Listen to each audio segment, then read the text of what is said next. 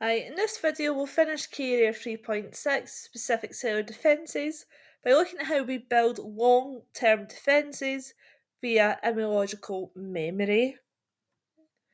So some of those B and T lymphocytes that we discussed in a previous video will not be used up during the adaptive immune response, but some will actually survive long term in the form of memory cells. So, memory B cells, memory T cells that are able to respond to that same antigen should it be encountered again upon a secondary exposure.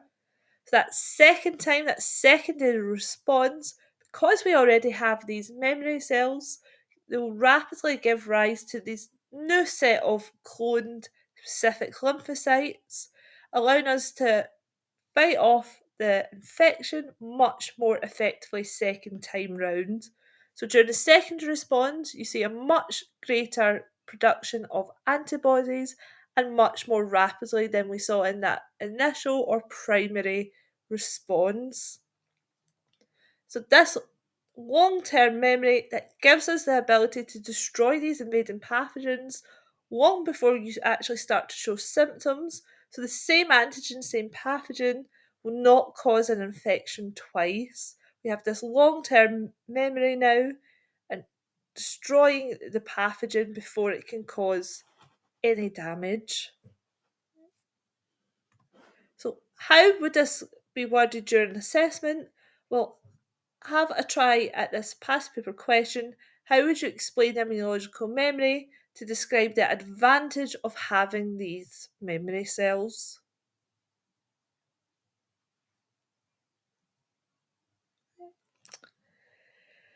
So, what you need to focus on is that secondary response. So, what is the advantage of the secondary exposure of having gone through the process of making those memory cells compared to that initial exposure? It's about the faster or greater response.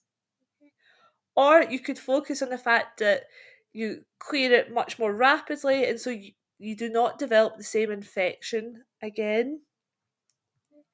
So, some different options for the wording allows a faster or greater response to the same pathogen or antigen. Instead of referring to the pathogen or antigen, you could have talked about the secondary exposure, so that would imply that the same pathogen is involved. Other descriptions you could say talk about rapid cell division for the faster response, but remember to be clear that it's division and not reproduction.